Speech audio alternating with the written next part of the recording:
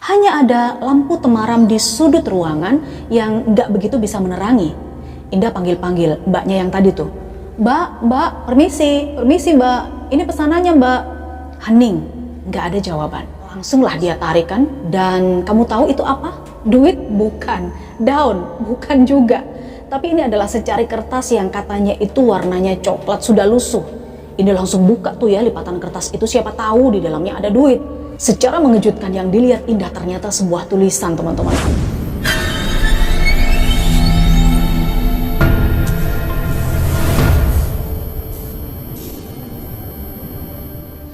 Hai teman-teman, Assalamualaikum warahmatullahi wabarakatuh. Ketemu lagi dengan aku Emma di Ruang Cerita, ruang tempat kamu bebas bercerita apa aja. By the way, makasih banyak kamu sudah klik lagi video ini. Dan seperti biasanya, kali ini aku bakal ceritain tentang kejadian atau peristiwa mistis yang dialami oleh salah satu temanku. Sebut saja namanya Indah.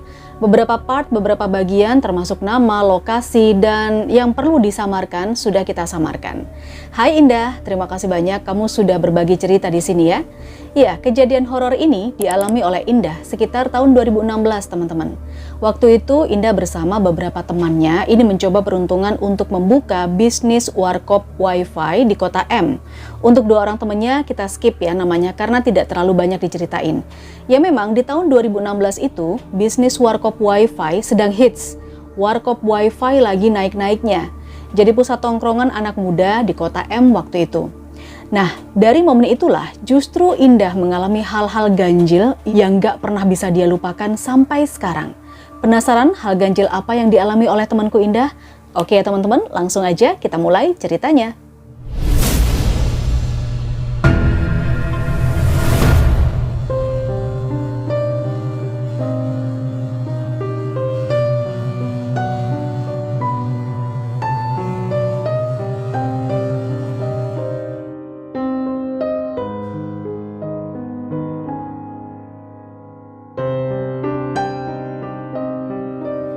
Ya teman-teman, kata Indah di zaman itu tahun 2016 ya, bisnis warkop wifi atau warung kopi wifi memang lagi booming.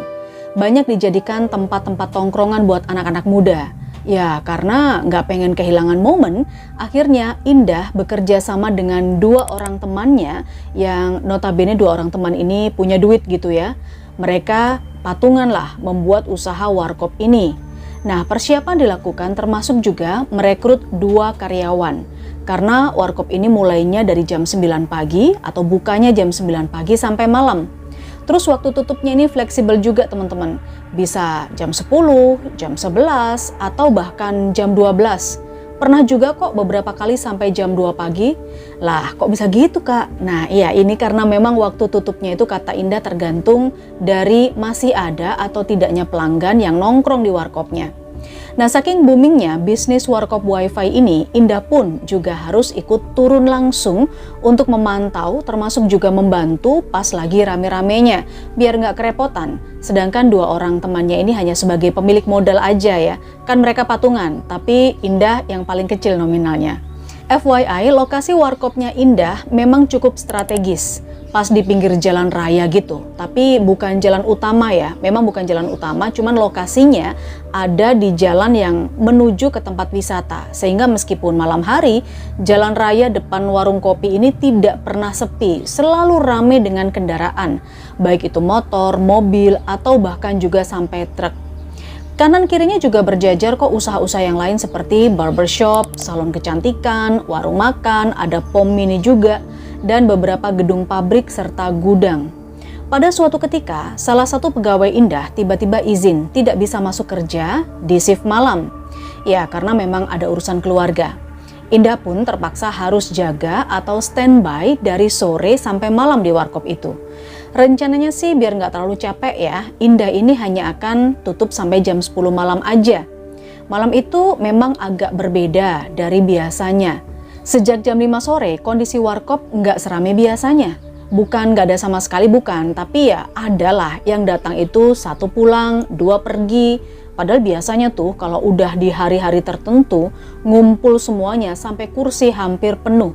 Sedangkan hari itu, dari sore kursi yang keisi itu bisa dihitung dengan jari aja teman-teman. Hal itu berlangsung dari sore sampai jam 12 malam. Datang dan pergi, sampai beberapa kali Indah pas mau tutup tiba-tiba ada aja yang datang satu gitu kan. Mau tutup lagi, datang lagi satu. Jadi dilayanin terus. Akhirnya sampai jam 2 dini hari, pas Indah bener-bener udah beres-beres nih mau tutup. Secara nggak sengaja dia melihat ke seberang jalan, ada penjual nasi goreng atau kita sebut dengan nasgor ya. Entah kenapa jalanan pada waktu itu juga tidak seperti biasanya, sepi banget gitu loh. Padahal biasanya jalan ini tuh nggak pernah sepi kendaraan. Udara memang tidak terlalu dingin, tapi angin semilir ini membuat merinding juga. Indah buru-buru tuh tutup warkopnya. Dan lanjut dia ke seberang jalan, niatnya adalah untuk bungkus nasi goreng.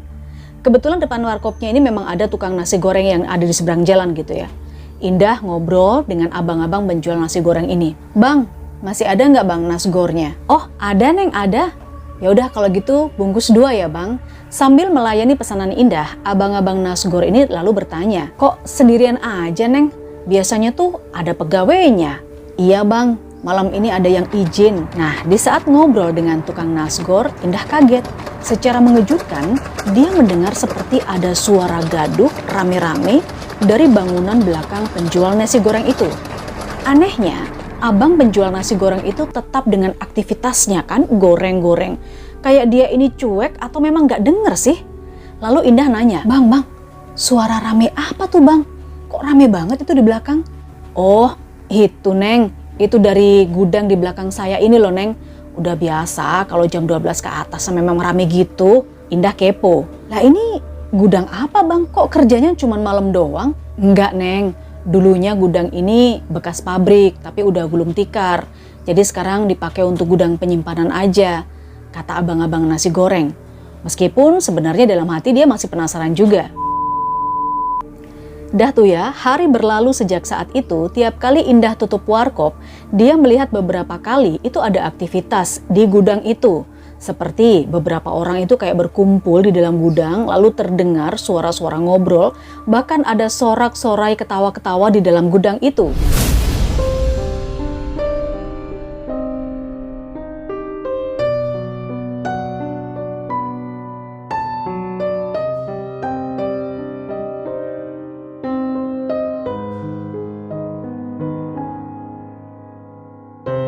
Suatu malam, warkop Indah lagi-lagi tidak serame biasanya teman-teman. Dia inget banget tuh, waktu itu adalah hari Selasa, jam 12 malam. Indah memutuskan untuk tutup warkopnya. Karena memang suasana malam itu sepi banget. Bahkan penjual nasi goreng yang ada di seberang jalan itu juga nggak jualan dari sore. Baru aja Indah beres-beres gitu kan, tiba-tiba ada cewek masuk ke warkopnya.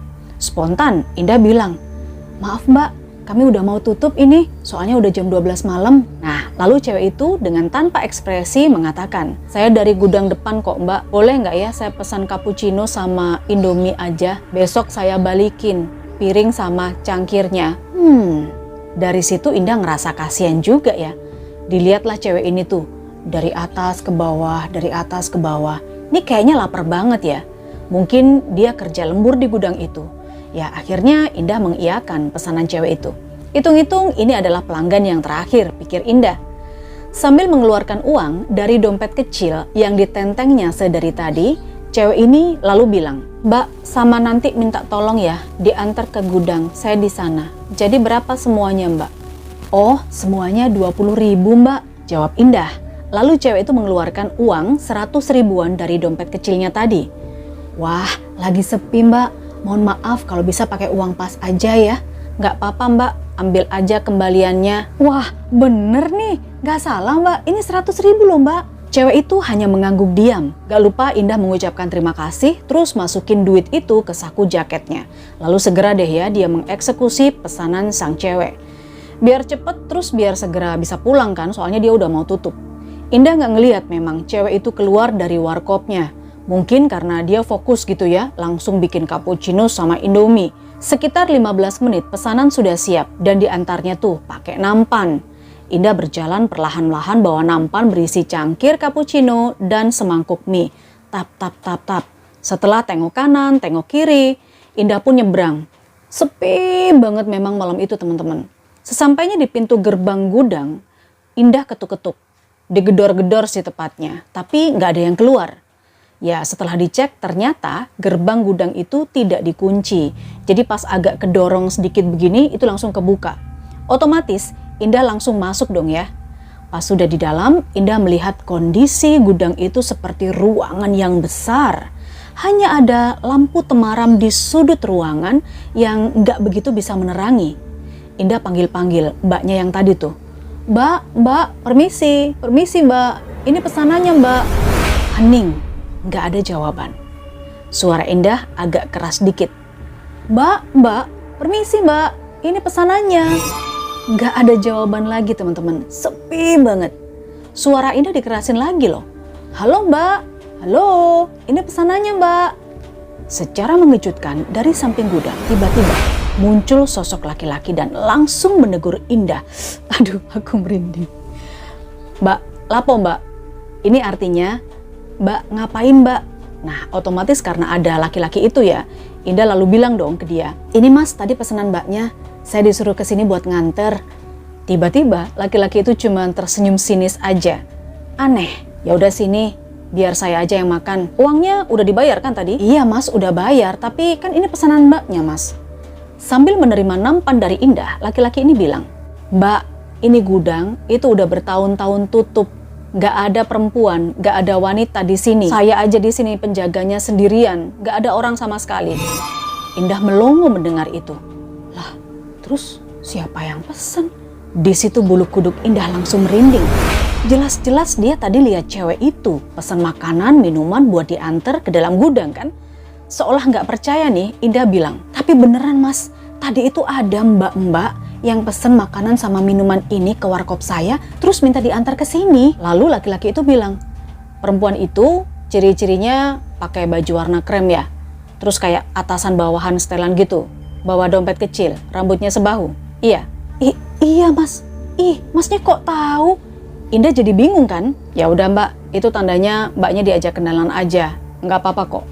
Dari situ tuh Indah mulai, wah ini ada nggak beres nih sama gudang ini. Tapi dia nggak tahu harus gimana lagi, orang pesanannya juga udah dianterin.